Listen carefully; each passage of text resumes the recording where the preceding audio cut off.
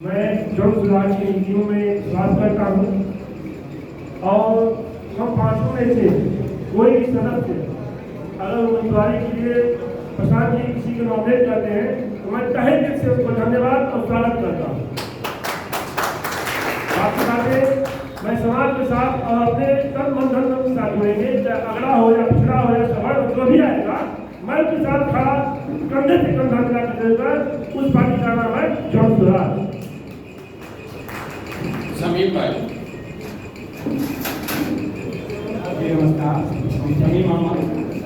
मैं 2015 में बीएसपी से मैं कांग्रेस में रहा था, जो कि मैं 12 साल से बीएसपी में था और मैं 25 अगस्त से भैया से जब मैं मिला काफ़ी जनसराज में प्रभावित था और भैया से जब मिला तो मैं बोला कि भैया आपका जो विजन है, प्लान है बिहार के लिए, इस प्लान में हम भी बिहार के लिए जुड़ना चाहते हैं। टिकट का जहाँ तक बात रही, टिकट तो हर किसी का अपेक्षा होता है कि हम भी लड़ जाएं, लेकिन मैं भैया को बोला था और भैया ने हमको वादा भी किया था कि समीम भाई 4 में से 1 आपको जरूर हम देंगे। 4 अगर विधानसभा बिहार में हो रहा चुनाव, उसमें 4 में से 1 जरूर हम आपको देंगे, जिसमें इन्होंने वादा निभाया जो बेलागंज में एक मुस्लिम को दिया। मैं तहे दिल से मैं सम्मान और स्वागत भी करता हूँ। इन्होंने जो बोला वो अपना वादा निभाया। मैं इसीलिए जन स्वराज के लिए और पूरे बिहार के लिए और बिहार के जनता के लिए जिसको भी बिहार और रामगढ़ की धरती पर प्रत्याशी उतारेंगे भैया और इनके पूरे विचारों से मैं सहमत हूँ, जिसको उतारेंगे मैं उनके साथ तन मन धन और जन के साथ मैं इनके साथ हूँ। जय बिहार, नमस्कार। सुशील कुशवाहा जी। कुछ कहने से पहले यहाँ उपस्थित तमाम सारी मीडिया का मैं अभिनंदन और स्वागत करना चाहता हूँ और एक बात करना चाहता हूँ। सब कोई अपन नाम के आगे कुशवाहा सिंह लगोले हुई, लेकिन हमारे बड़े भाई यहाँ उपस्थित हैं, सम्माननीय प्रशांत किशोर साहब, जो भी इस देश में दुनिया में इनका नाम लेता है तो कहता है प्रशांत किशोर रणनीति का, जैसा आप सब जानते हैं।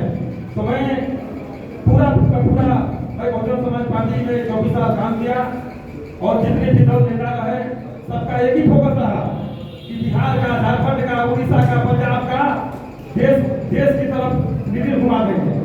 मैंने देखा फेसबुक वाट्सएप के माध्यम से ये पहला इस देश का सम्मानीय नागरिक जो इस बात को बोले कि भारत के निधि को मैं बिहार की तरफ घुमा दूंगा।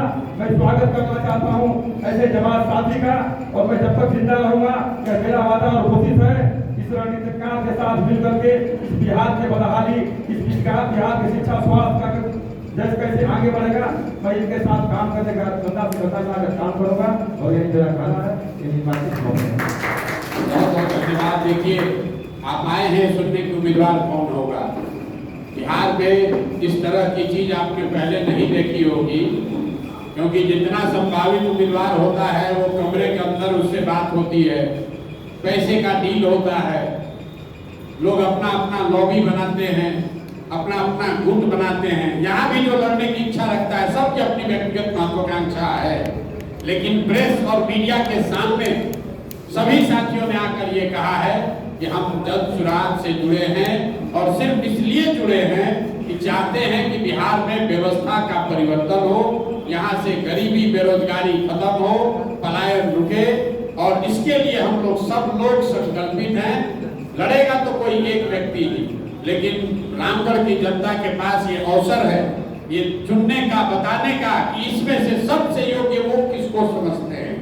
ये प्रशांत किशोर की क्षमता नहीं है कि हम बता दें कि सबसे योग्य कौन है।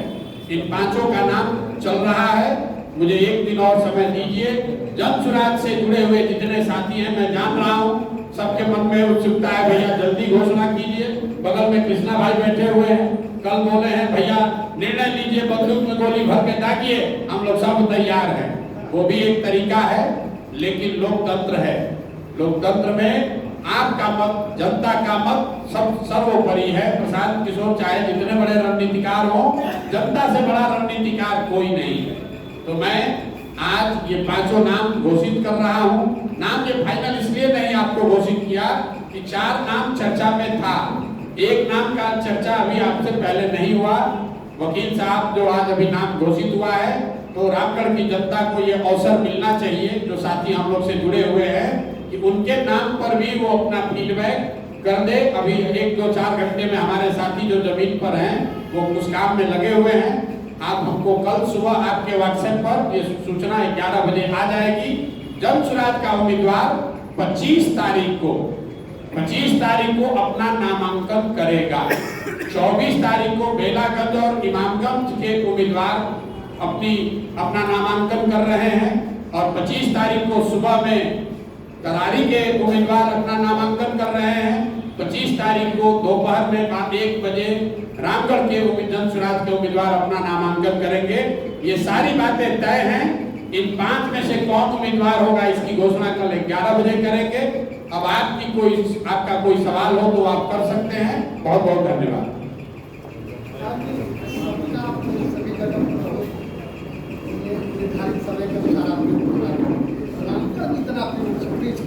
रामगढ़ में बेंच फंसा नहीं है। रामगढ़ में दिक्कत ये है कि यहाँ ये जो क्षेत्र है ये राजनीतिक जमींदारों का क्षेत्र है। लोगों ने रामगढ़ को अपनी राजनीतिक जमींदारी का क्षेत्र बना रखा है, और सामान्य सर्वे करने में भी, लोगों से उनकी मंशा जानने में भी थोड़ा समय लग रहा है। यहाँ पर जो लोग हैं उनकी दबंगई, राजनीतिक दबंगई इतनी है कि नीचे से लोगों को निकालने में थोड़ा समय लग रहा है। इस बात का भी आप ध्यान रखिए कि अभी हमारी यहाँ पदयात्रा नहीं हुई है, जो मैंने पहले कहा, हमारा संगठन नहीं है। तो सामान्य लोगों से जाकर रामगढ़ में पेपर पर 431 गांव है, लेकिन जमीन पर यहाँ सर्वे कीजिएगा, जाइएगा तो 239 गांव है। बाकी गांव पेपर पर है, गांव जमीन पर नहीं है। गांव इसलिए नहीं है कि मतलब वो मर्ज हो गया है या 2 गांव मिलकर एक हो गया है। तो 239 गांव में इन 5 व्यक्तियों के बारे में जाकर सर्वे करना, थोड़ा सा 2 दिन समय दीजिए। हम लोग रात दिन लगे हुए हैं, 1 दिन में पता चल जाएगा। आपको ये तो पता चल ही गया, इसी 5 में से कोई होगा। अब कौन होगा उसके लिए 12 घंटा और सही। और चुनाव की प्रक्रिया तो 28 तारीख से शुरू होगी। 25 तारीख तक नामांकन करना है। 28 तारीख तक स्क्रूटनी के बाद पता चलेगा कि भाई किसका नामांकन स्वीकार हुआ, उसको सिंबल क्या मिला। एक और बात आप समझिए, जो पूरी व्यवस्था बनी हुई है ये इनकम्बेंट प्रो इनकम्बेंट है। बिहार में नहीं, देश में। आप नया दल बनाए हैं, आपको सिंबल नहीं मिलेगा। सिंबल आपको मिलेगा 28 तारीख को। आप नया दल बनाए हैं तो आपको कागज पर ज्यादा स्क्रूटनी है। इसलिए ऐसा जो व्यवस्था है कि जो पहले से स्थापित दल है उनको एडवांटेज है। इसीलिए तो कोई नया लड़का, नया समाज का व्यक्ति नया दल बनाकर प्रयास नहीं कर पाता है। लेकिन जन सुराज इससे घबराने वाला नहीं है। हमने कुछ लोग कह रहे हैं प्रशांत किशोर फंस गया, प्रशांत किशोर फंस गए हैं, समझ में नहीं आ रहा है।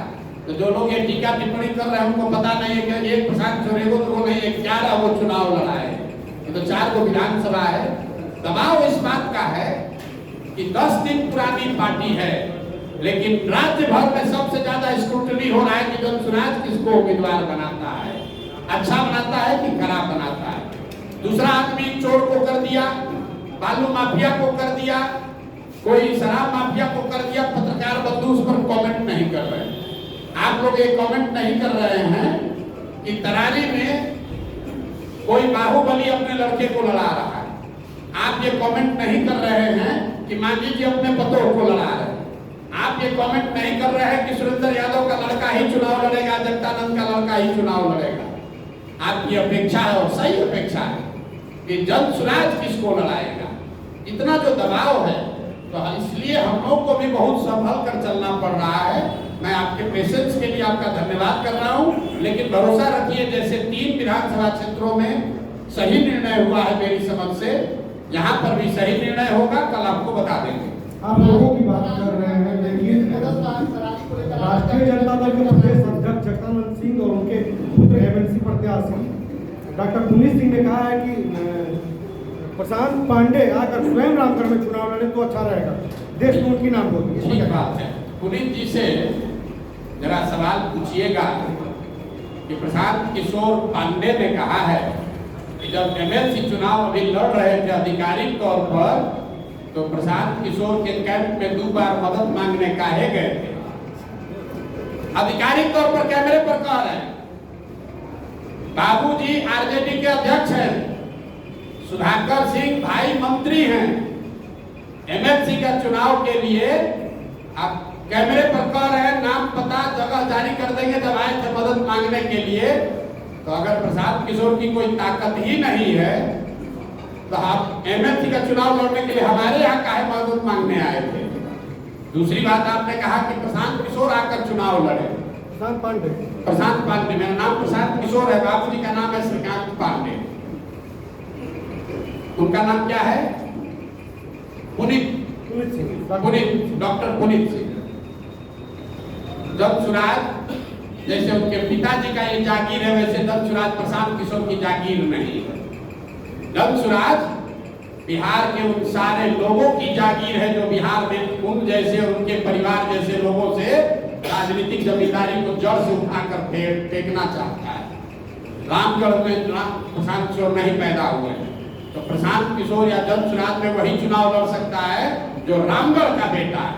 रामगढ़ की जनता को तय करने दीजिए कि नेता का बेटा यहाँ राजा बनेगा कि रामगढ़ का गरीब का बेटा राजा बनेगा, कि नेता को तय करने दीजिए। और एक घोषणा अभी कर देते हैं। बहुत लोग कहता है कि हमको चुनाव की समझ है, देश दुनिया से लोग आते हैं पूछने कि चुनाव कौन जीतेगा, रामगढ़ कौन जीतेगा, कौन हारेगा, इस पर टिप्पणी नहीं करेंगे। लेकिन जिस सज्जन का आप नाम ले रहे हैं, जगदानंद और आरजेडी यहाँ तीसरे या चौथे पायदान पर रहेंगे, नहीं रहेंगे तो हमारा आकर बर्तन पकड़िएगा। ये बयान चला दीजिएगा, ये बयान दोनों चलाइएगा। प्रशांत किशोर ने कहा कि तुम जीतने की बात छोड़ो, दूसरे नंबर पर आकर दिखा दो, मैं मान लूंगा कि रामगढ़ की जनता में तुम्हारी पकड़ है। हमको क्या लड़ा रहे, हमको क्या लड़ा रहे? और रामगढ़ में किसको लड़ा रहा तो बुलाओ अपने नेता को, तेजस्वी यादव को। जो समीर भाई ने कहा है पहले कि बुलाइए तेजस्वी यादव के यहाँ लड़ाने, और हम यहाँ लड़ जाते हैं और देखिए कौन जीतता है। कर लीजिए फैसला, एक वर्ष से तेजस्वी जी लड़ जाएंगे, दो साल लड़ जाएंगे, यही रामगढ़ से लड़ जाइए। तो स्वराज जीत का कितना दावा कर रही है?